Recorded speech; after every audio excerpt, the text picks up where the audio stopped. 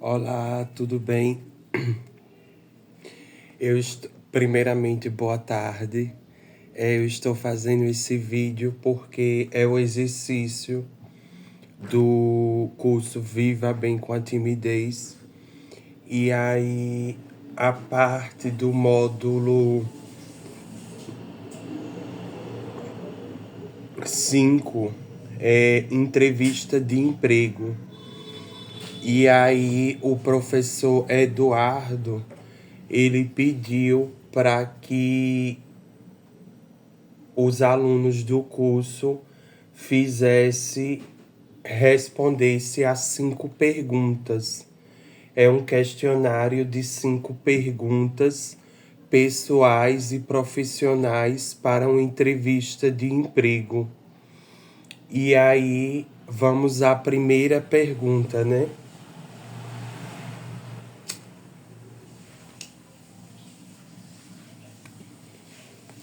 A primeira pergunta diz: você pode falar mais um pouco sobre você?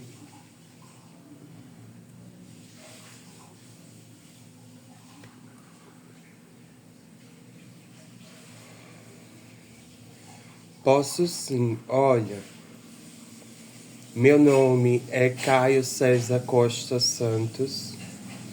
Eu tenho o Costa, que é da minha família materna, e tenho o Santos, que é da minha família paterna. Hoje eu estou com 35 anos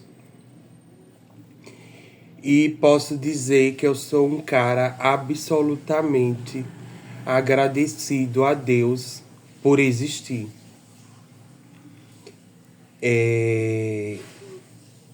Eu tive uma educação regrada, principalmente no respeito. Principalmente o respeito ao próximo, o respeito ao nosso semelhante. Mas conforme eu ia crescendo, é esse poder meu, de Caio, meu mesmo, de respeitar tudo e todos, ele foi aos poucos sendo retirado, porque é como se o mundo ele viesse com a força centrípeta contrária e dissesse assim: não, Caio, você tem o poder, você é um cara honroso e de caráter.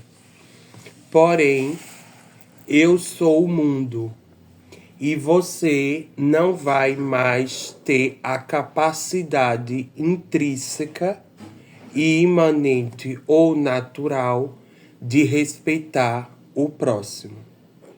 Ponto. Mas não é essa questão que eu quero falar sobre mim. Eu quero dizer com isso que eu tive uma educação baseada no respeito ao próximo.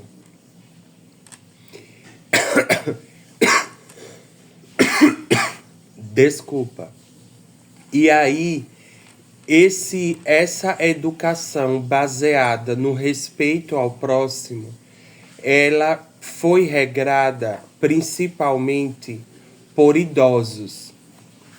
Eu agradeço a Deus por ter colocado pessoas idosas na minha vida, pois elas fortificaram o meu ser, a minha consciência, a minha alma e o meu espírito.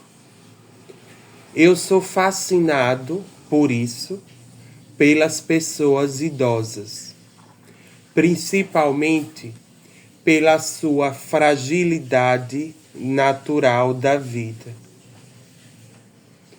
Eu digo isso porque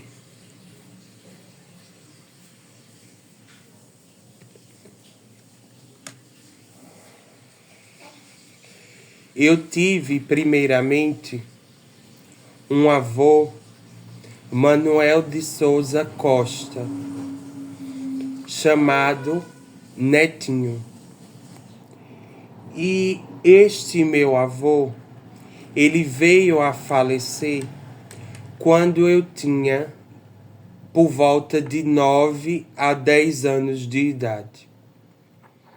E eu me lembro de um episódio da minha vida que a minha avó, sua esposa, esse é meus avós maternos.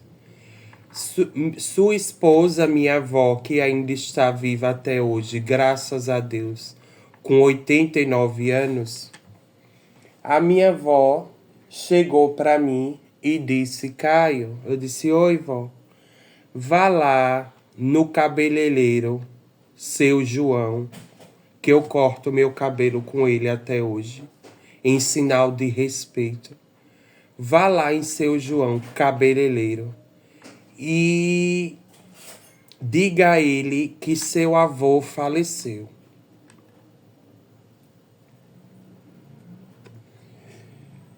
Eu, com a criança de 9 a 10 anos, eu não tinha ainda registrado em meu ser o impacto que seria a morte de um ente querido. Eu, Caio, com 10 anos de idade, inocentemente, sem chorar, sem ficar triste, fui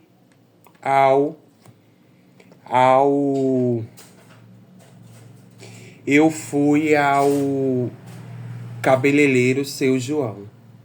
Cheguei lá, bati palma e disse: seu João, vovó mandou dizer que vovô faleceu. Aí ele disse: foi mesmo, meu filho? E como foi isso? E aí eu contei que ele estava na cama, começou a ficar arroxeado, e aí ele gritou: ô meu amor, o nome de minha avó é Jandira. Aí ele disse: ô Jandira, liga para os meninos que são os filhos deles, diga que eu tô passando mal, eu vou ter um infarto. Aí os meninos vieram correndo, levaram ele pro hospital daqui de Lagarto e não teve jeito, né? Fizeram uma reanimação no tórax dele, colocaram choque, mas não conseguiram. Infelizmente, meu avô Netinho veio a falecer com apenas 67 anos de idade.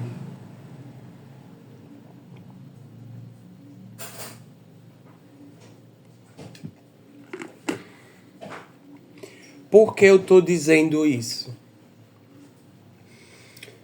Por que eu estou contando esse episódio da minha vida? Porque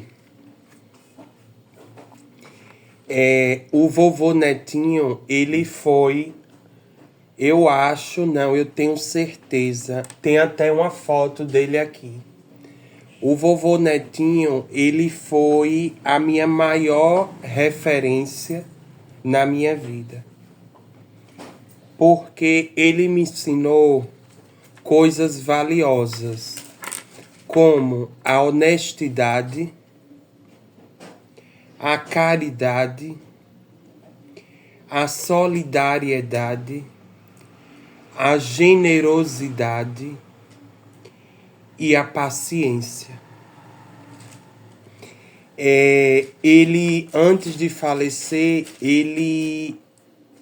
eu convivia lá na casa dos meus avós maternos, porque minha mãe, ela era professora, uma espécie de pedagoga. Ela não tem a formação do ensino superior, porém ela fez o magistério e conseguiu passar em um concurso público, fez a formação exigida e viveu 30 anos educando criancinhas do 4 a 5 anos de idade. Educando no sentido mesmo de ensinar a ler e a escrever. E aí, enquanto a minha mãe ficava no colégio dela, eu estava no colégio das freiras. E aí,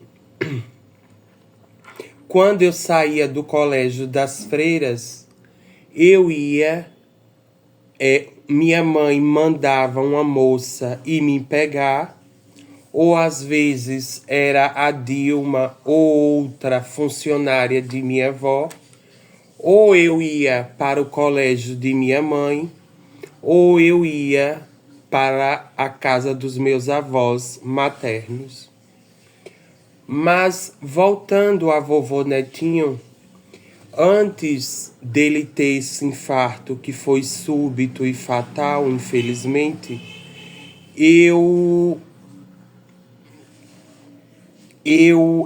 meu vovô Netinho, ele teve um derrame, tá? Um derrame cerebral que veio a afetar e a impactar a parte locomotora de suas pernas. E outra característica que meu avô Netinho me ensinou diante disso foi a força que nós abrigamos dentro de nós mesmos, no sentido de dizer que não importa que obstáculo nós estejamos passando nesta vida, porque primeiro, esta vida é uma passagem, e segundo, não importa que pedra você esteja arrastando ou que cruz você esteja carregando, mas o principal é saber que não estamos sós, mas que temos ao nosso lado Jesus Cristo. Graças a Deus. E aí o meu avô teve o derrame e ficou com as pernas sem andar. No caso, ele tinha que fazer fisioterapia pelo menos 2 vezes por semana. E eu me lembro perfeitamente que eu fui a várias sessões de fisioterapia com ele. E eu tinha por volta dos 7, 8 anos de idade. Então, eu amava tanto o meu avô que eu não queria perder ele por nada de sua presença. E eu ia várias vezes vê-lo fazendo a fisioterapia. E vovô Netinho, aonde o senhor estiver, eu quero lhe dizer que obrigado por essas experiências fantásticas que eu tive com o senhor. Principalmente a força humana com que o senhor levou a doença do derrame. E eu cheguei a me emocionar e peço desculpa porque eu me lembro nas sessões de fisioterapia que ele era uma força danada. Ele queria voltar a andar à custa de tudo e todos. E Além disso, eu me lembro que ele acordava de manhã, minha avó colocava o café dele e ele vinha com o andar já dele, passando pelo corredor da casa de minha avó e indo até a frente,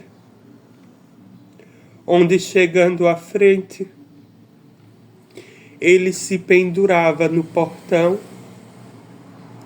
olhava a vida e fazia os seus exercícios físicos em suas perninhas frágeis, debilitadas por causa do derrame. Aí, eu tô contando isso, é só um episódio da minha vida para demonstrar que as pessoas idosas, elas me moldaram, sabe? Não foram as crianças nem as pessoas adultas, foram as pessoas idosas que moldaram todo o meu ser. Tudo aquilo que eu sou hoje, eu devo a essas pessoas idosas.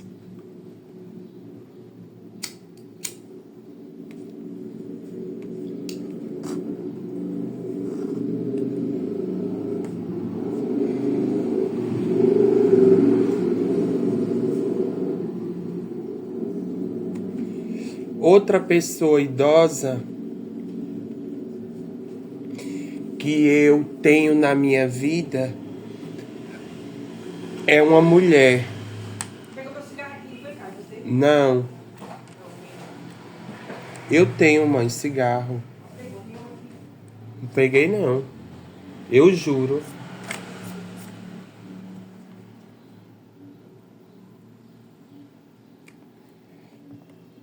E aí outra pessoa idosa é uma avó paterna.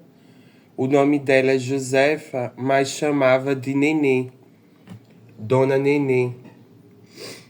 E até hoje eu não sei por que chamavam de Nenê.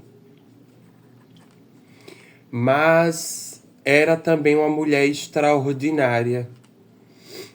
Ela, infelizmente, ela teve um câncer no estômago e veio a falecer.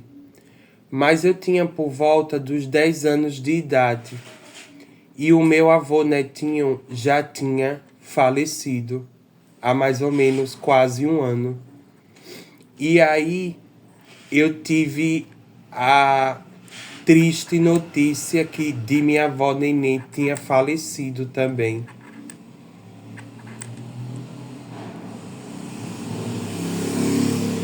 Foi muito triste para mim e muito pesado. Eu tinha que ser forte para tentar superar aquilo tudo. Mas um episódio que eu quero falar de minha avó Nenê é que todo domingo o meu pai, filho dela, me levava para vê-la. E eu sempre via ela na cama. De vez em quando ela se levantava. Mas eu não sabia que ela estava com a doença, porque eu era uma criança muito inocente e ingênua. Então, eu percebia que ela levantava pouco da cama. E quando levantava, ela colocava a mão na região da barriga. Só que jamais eu ia imaginar que fosse uma doença fatal. E aí, o que eu quero dizer de minha avó Nenê é que ela deixava R$ 2. Isso era em 2002, por aí. E aí, todo domingo, já era certo. Eu dizia, vovó, benção, Deus te abençoe, meu filho, Deus te faça feliz. E aí ela dizia, meu filho, já está lá. Ali em cima, ó, Ou seja, era uma nota de R$ 2 embaixo do santinho dela. Aí eu ia correndo pegar a nota de R$ 2 e ia direto para o videogame, que eu fui viciado em videogame toda a minha infância e adolescência. E aí jogava Final Fantasy. Acho que era Final Fantasy VII. Jogava e depois voltava para casa de minha avó e depois eu iria para casa.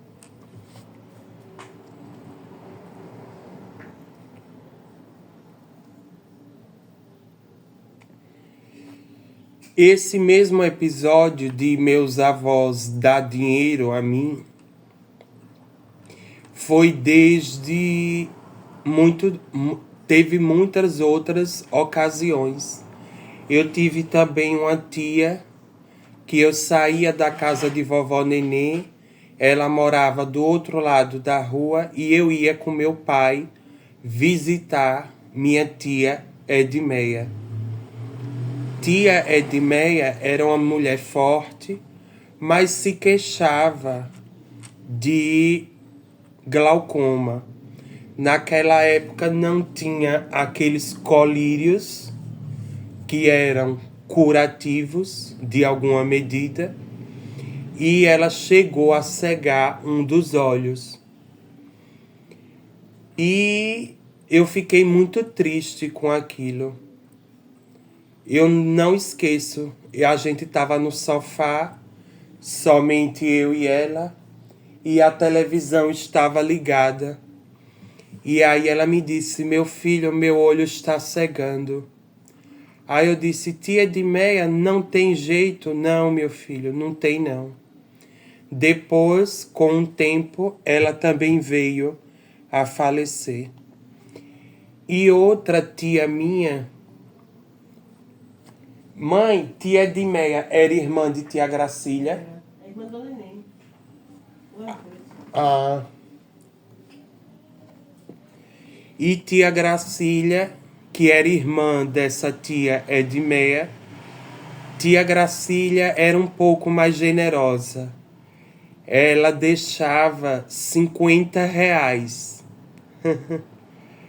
Às vezes ela me dava, a maioria das vezes ela me dava R$ 20. Só que depois ela já estava meio doente e eu senti lá no profundo do meu ser que ela não teria muito tempo mais de vida. E aí eu me lembro, pouco tempo de tia Gracília falecer, ela deixou R$ 50 para mim. Já estava bem frágilzinha, bem... Não estava triste, mas estava bem frágil. E eu me lembro, nunca vou esquecer.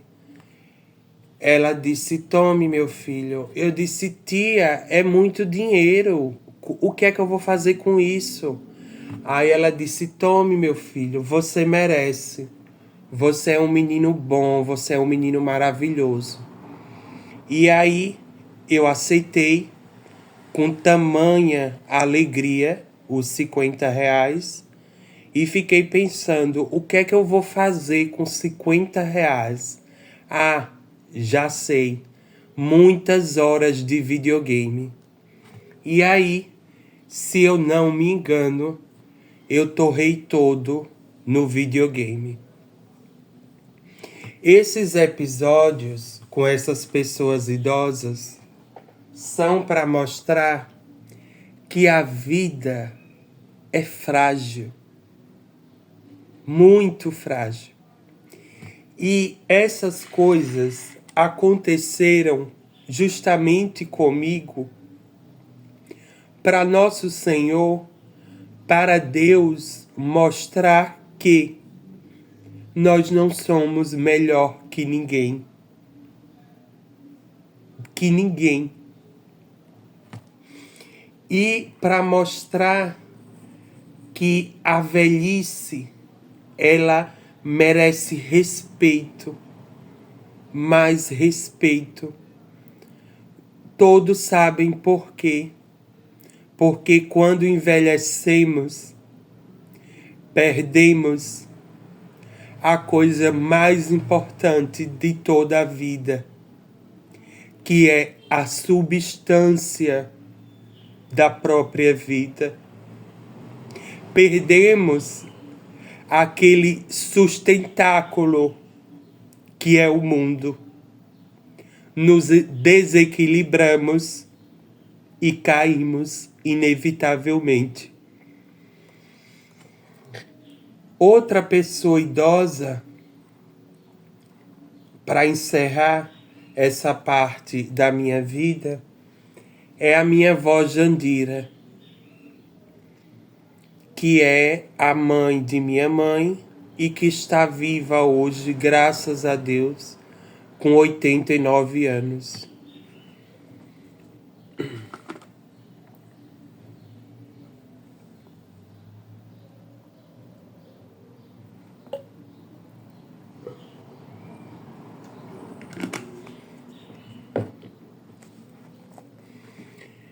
Vovó Jandira,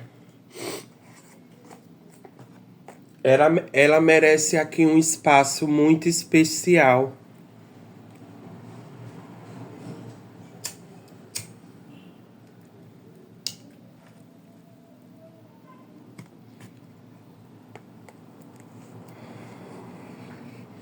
Porque minha avó Jandira, sinceramente,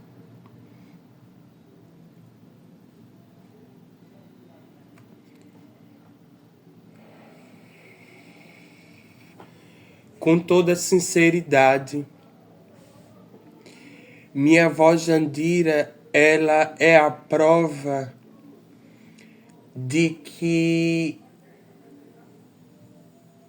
não importa qual seja o problema que estamos passando, no final, tendo Jesus Cristo à nossa frente, tudo é possível. Tudo é possível. Minha avó Jandira, ela me ensinou o que é a generosidade, a honestidade, o amor, a caridade, a compreensão, a alegria, a felicidade, o compartilhar com os outros, o amar os outros, o ser feliz, não importa qual seja a situação. Ela me ensinou tudo isso.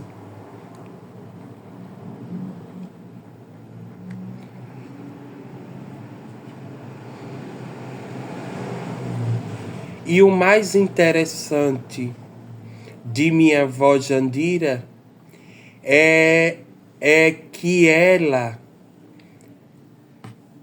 a sua generosidade e a sua fé em Deus. Eu lembro perfeitamente que eu tinha o quê? 10, 11, 12 anos.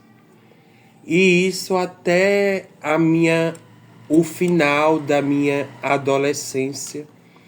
Eu via ela fazendo bolos, bolo de leite, bolo de macaxeira, né? E ficava olhando aquilo. Eu nunca fiz um bolo, mas só de olhá-la fazer, eu sei assim, de cabeça, esses bolos simples de leite, de macaxeira, porque é bem fácil. Só é colocar os ovos, a farinha de trigo, o fermento, o leite, etc. Bate tudo no liquidificador, unta a forma e joga tudo na forma, coloca no forno, o forno alto, e deixa cerca de 30 a 40 minutos. Nem chega a 40. Se o forno for alto, com 30 minutos, sai aquele bolo cheiroso, maravilhoso e muito gostoso, né? Mas é isso, minha avó. Para mim, minha avó é a mulher mais generosa desse mundo. Porque vovó sempre teve aquele jeito de ajudar o próximo. E não importa quem seja. Eu lembro perfeitamente que quando éramos crianças, se juntávamos todo domingo na casa de minha avó e ela fazia sozinha, às vezes, aquele belíssimo almoço entre família. E olha, a comida da minha avó era a comida mais deliciosa desse planeta. Ela fazia uma fritada de bacalhau, ó, esplêndida, que quando você colocava na boca ou apertava assim, saía aquele sumo, aquele líquido do coco ralado e batido. Chega era a fritada de bacalhau, chega era molhadinha, perfeita. Olhe, um manjar dos deuses, um doce de leite perfeito que eu nunca comi igual. Cocada, canjica, bolo,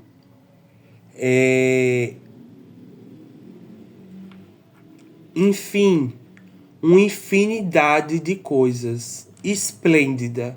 E ela queria ajudar.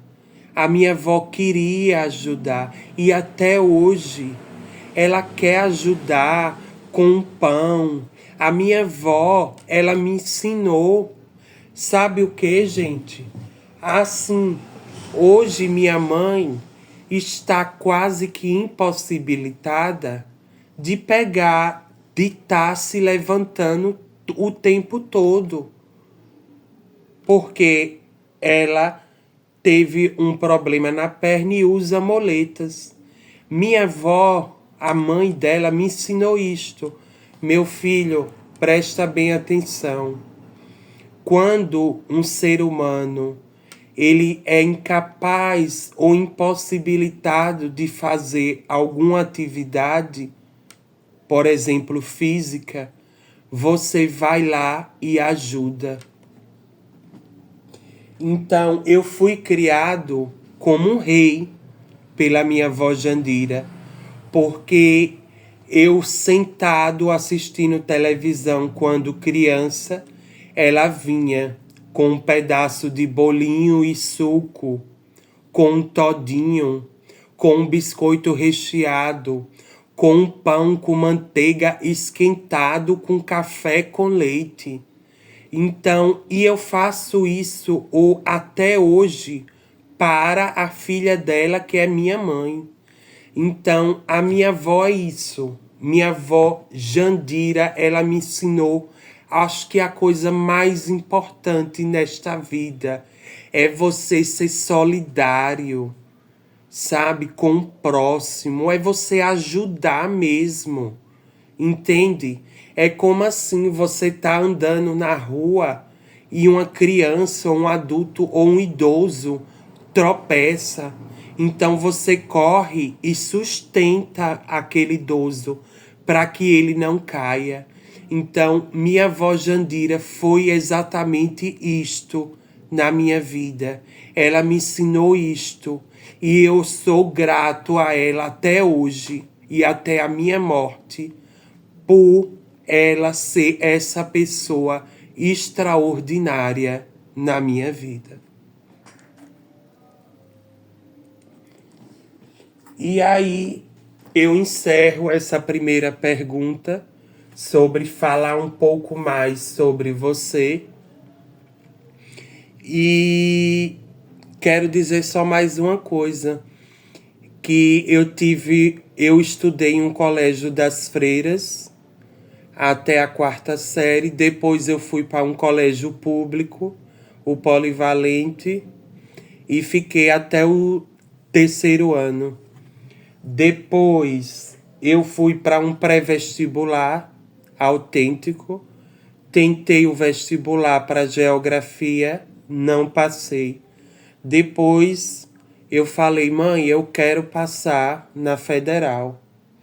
E aí ela pagou mais um ano de cursinho que custava naquela época, 2007, R$ 120. Aquele de R$ 120 era um dinheiro forçado. Às vezes minha mãe tirava esse 120 e faltava para outras coisas mais importantes, mas consegui no 2º ano passar no vestibular de letras português e me graduei em 2011 em letras português. Depois, no mesmo ano de 2011, eu tentei o processo seletivo para o mestrado em letras. Fui aprovado em 7º lugar, eu acho. Ou 8º, acho que foi 8º.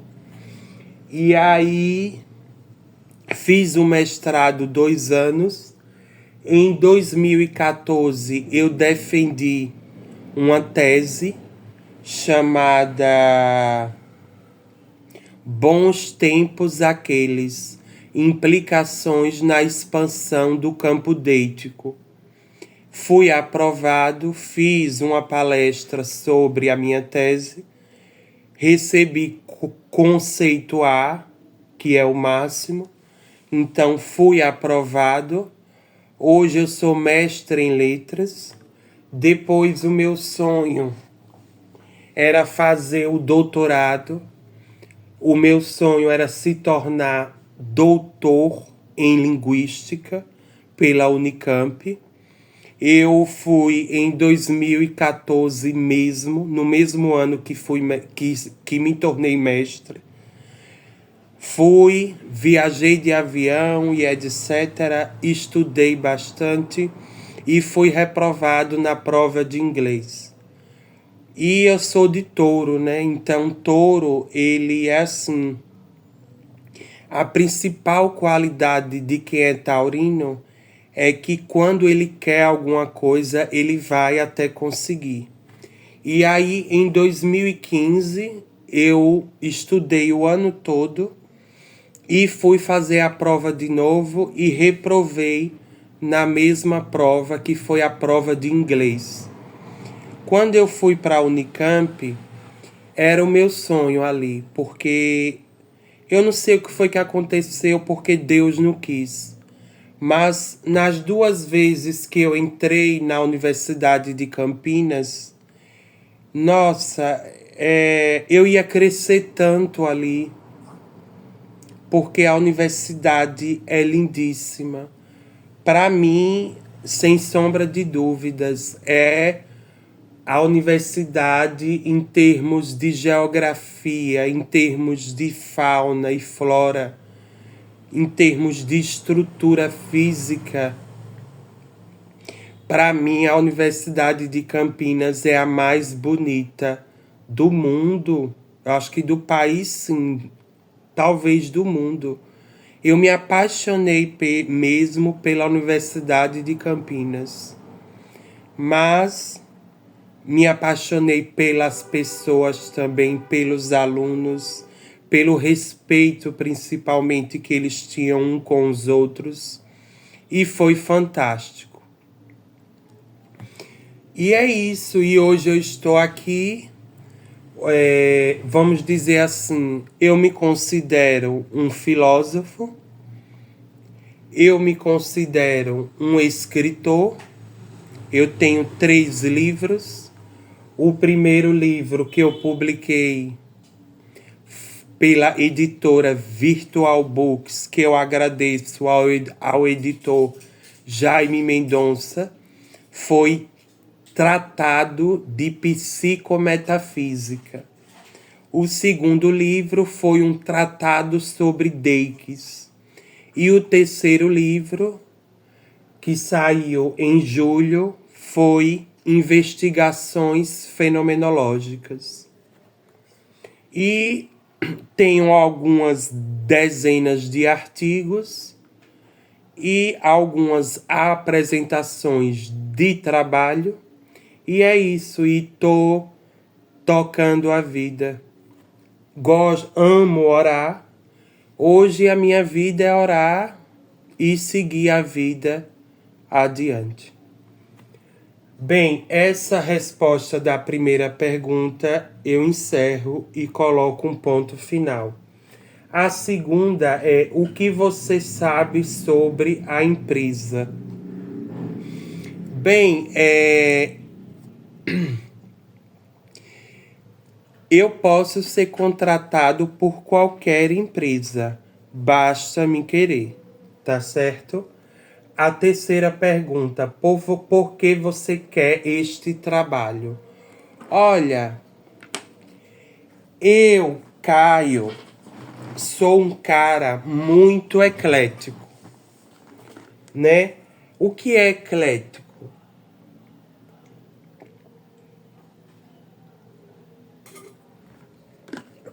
É como aquele programa de Silvio Santos, topa tudo por dinheiro, né? É assim, se não importa, às vezes não importa nem o valor monetário, mas eu quero trabalhar, eu quero seguir uma nova vida, novas experiências, é o que eu mais sonho. E a questão do que eu espero do trabalho é que ele seja feliz, benéfico, amoroso e que ele traga somente coisas boas, né? A quarta pergunta é: por que devemos contratar você? Eu vou pegar só um cafezinho.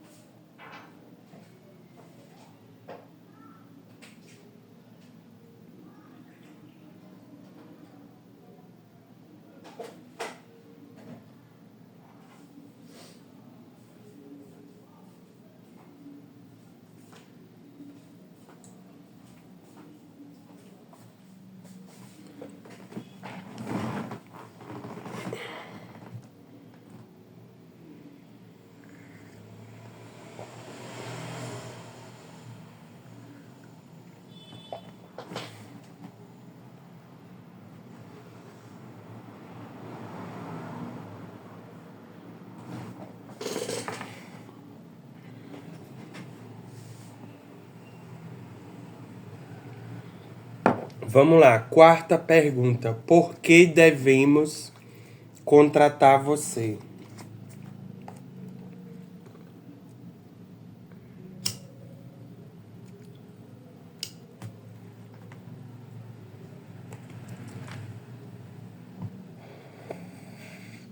Eu acho que a minha história de vida, ela já demonstrou para que eu vim nesse mundo, né? Eu vou resumir bem porque vocês devem me contratar.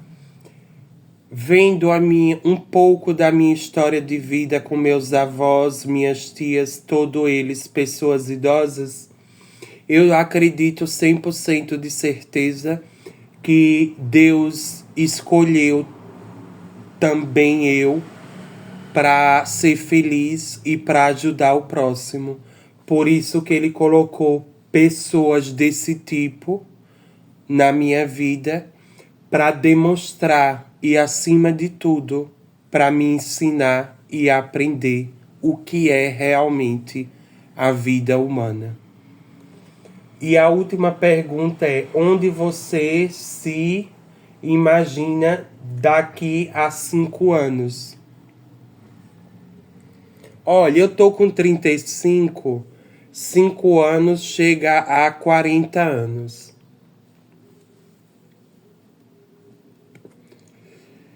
Essa pergunta eu vou responder de outro jeito. Hoje eu tô com 35. Todo aniversário meu, que é 27 de abril, eu gosto de fazer uma festinha. Nenhum aniversário meu passou sem pelo menos uma tortinha, uma torta. E é porque é importante a gente colocar uma vela e bater os parabéns para que Deus nos dê mais anos de vida. Enfim, é isso. Eu não penso daqui a 5 anos. Eu vou vivendo a minha vida paulatinamente, ou seja, eu vou a cada passo seguindo esta vida de uma forma bem devagar, porque amanhã, o futuro, só a Deus pertence, não é mesmo? Então, com isso, eu encerro a minha entrevista de emprego. Eu agradeço a todos e ao professor Eduardo por transmitir tão belamente e tão claramente as, as, as aulas do Viva Bem com a Timidez. E tô seguindo, tô com certeza menos tímido. Tchau, tchau, até mais. Um beijo.